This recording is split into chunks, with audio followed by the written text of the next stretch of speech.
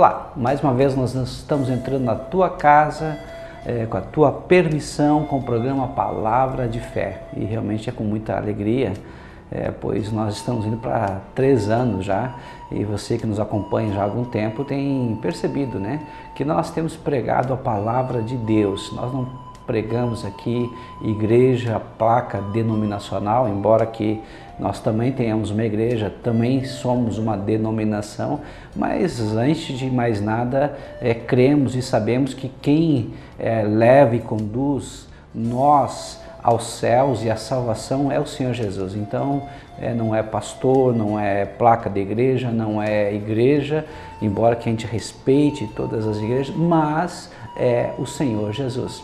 E é a Palavra de Deus, e é a Palavra de Deus que nós pregamos dia após dia. Então você sabe o quanto nós temos sido zelosos em pregar a Palavra de Deus. E hoje eu quero mais uma vez também fazer uma reflexão da Palavra do Senhor, que está em Isaías capítulo 44. Se você tiver a Bíblia, por favor, pega a sua Bíblia e vamos ler juntos. Assim diz a Palavra do Senhor: agora, pois, ouve, ó Jacó, servo meu, ó Israel, a quem escolhi. É interessante que você pode colocar o teu nome de repente. Talvez você seja Pedro, Ana, Paulo, Maria, eu não sei, mas coloca o teu nome, porque essa palavra não é somente para Jacó, não é somente para o povo de Israel, é para mim hoje, é para você também hoje. E assim continua: assim diz o Senhor que te criou e te formou desde o ventre e que te ajuda. Que coisa linda, né? Temos um Deus que nos ajuda, que nos socorre. E o que ele diz? Não temas. E agora tu coloca o teu nome. Não temas, ó Jacó, servo meu, o amado a quem escolhi.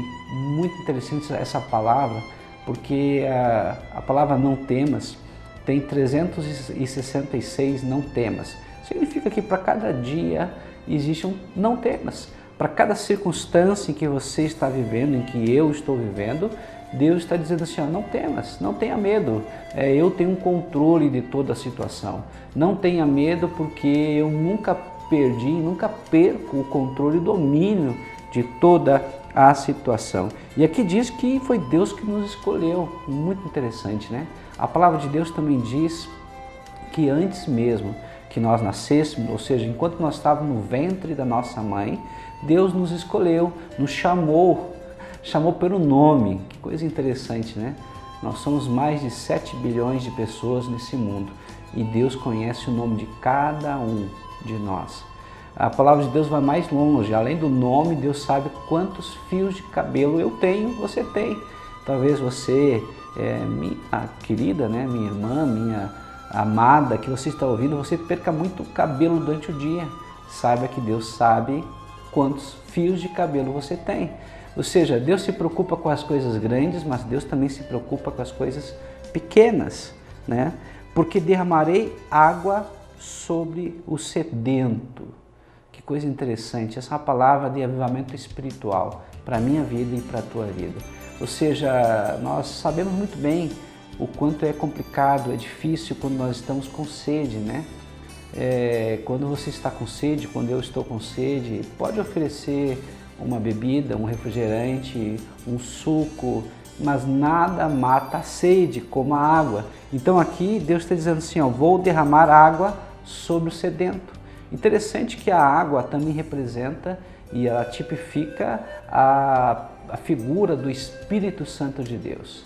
A água é um dos tipos representativos do Espírito Santo. Ou seja, Deus vai se derramar por completo em nós. Ou seja, Deus vai matar toda a nossa sede. Mas sede de quê? Sede do conhecimento de Deus, sede do relacionamento com o Pai, sede da presença dEle, sede de estar junto de Deus, da sua glória, da sua presença, que também nós chamamos de Shekinah. É isso que Deus está dizendo: eu vou matar a tua sede. Talvez você tenha muitas dúvidas, muitas perguntas, muitos questionamentos. Deus vai matar todos os teus questionamentos, todas as tuas dúvidas. Ele vai esclarecer. Nada vai permanecer oculto que não seja revelado. Deus vai trazer à tona todas as coisas e você vai compreender melhor a si mesmo, aos outros e também a Deus. E ainda continua aqui, e torrentes sob a terra seca. Interessante, né? Torrente de água sob a terra seca, árida, ela não tem vida, né? A terra seca, árida, ela só lembra de morte, porque não existe vida, não existe produção, não existe nada de verde, pelo contrário, é só morte. Então Deus está dizendo assim, aonde está morto, em alguma área da tua vida que está morta, eu vou trazer água, e a água também representa a vida. E a Bíblia diz que Jesus veio para trazer vida e vida com abundância. Ou seja, aonde talvez em alguma área da tua vida que você se sinta morto espiritualmente, que você se sente desanimado, ou seja, sem ânimo, Deus vai trazer vida, Deus vai trazer e renovar as tuas esperanças. Que coisa linda! Deus está dizendo que Ele vai fazer algo impossível na tua vida. Talvez para você seja impossível, mas para Deus não há impossível. A Bíblia diz, a palavra de Deus diz, agindo eu, quem impedirá? Então esse é o nosso Deus que vai derramar água, vida sobre você. E Ele vai ainda mais longe, derramarei o meu Espírito, ou seja, o Espírito com E maiúsculo, significa o próprio Espírito Santo, sobre a tua posteridade. Que coisa interessante, ou seja, Deus vai derramar o seu Santo Espírito, o Espírito Santo, sobre os teus filhos, sobre a tua descendência, ou seja, toda maldição, toda doença, tudo aquilo que porventura até então reinou sobre a tua vida, não vai mais reinar sobre a vida dos teus filhos. Por isso que é algo interessante, né? A Bíblia diz que a maldição ela vai até a terceira e quarta geração, mas a bênção até 1000 gerações. Ou seja, no momento que nós aceitamos Jesus Cristo como nosso único Senhor e Salvador da nossa vida, Deus ele começa a governar nossas vidas e Ele abençoa a nossa descendência de uma forma assim que nós não podemos conceber. Vai além da nossa compreensão humana. E aqui ainda diz, e a minha bênção sobre os seus descendentes, ou seja, Deus vai derramar bênção sem medidas sobre nossa vida, nossa família e nossos descendentes, ou seja, meus filhos, os teus filhos, os meus futuros netos, os teus netos vão ser abençoados por uma decisão que você já tomou hoje. Qual é a decisão, pastor? A decisão de seguir Jesus. Eu não estou falando de religião, não estou falando de igreja, eu estou falando de Jesus, porque só Jesus salva, só Jesus salva. Ele é a sede da salvação, Ele é o único caminho que nos leva ao Pai. Então, quando você toma essa atitude, Deus está dizendo que vai abençoar você e os seus filhos. E ainda vai mais, e brotarão como ervas, como salgueiros junto às correntes das águas. Você já viu alguma árvore, salgueiro, morrer? É claro que não morre. Por que que não morre? As suas raízes são profundas, elas estão lá captando a água do rio, do lago, da lagoa. Ou seja, o salgueiro, ele nasce aonde tem água. Deus está dizendo, eu vou te sustentar, eu vou ser a fonte de sustento para você. Eu não vou te deixar mal, você vai ficar bem, você vai ser abençoado. Davi, ele foi um rei muito sábio, um profeta de Deus, ungido por Deus, e ele diz, eu já fui moço e agora eu já sou velho, mas nunca vi um justo desamparado, nem a sua descendência mendigar o pão. Ou seja, o que Deus está dizendo para mim e para você hoje é que se nós estivermos unidos com Ele, conectados com Ele, nós vamos ser abençoados e nós vamos transmitir essa bênção para a nossa descendência, para os nossos filhos. E aqui também diz, um dirá, eu sou do Senhor, O outro se chamará do nome de Jacó, o outro ainda escreverá na própria mão, eu sou do Senhor, e por sobrenome tomará o nome de Israel. Querido, talvez você tenha um sobrenome assim como eu também tenho, mas esse nosso sobrenome um dia vai morrer junto conosco. Alguns têm descendência, vão continuar, vão perpetuar por um tempo, mas o principal, aqueles que são do Senhor, filhos de Deus, esses vão permanecer para todo sempre.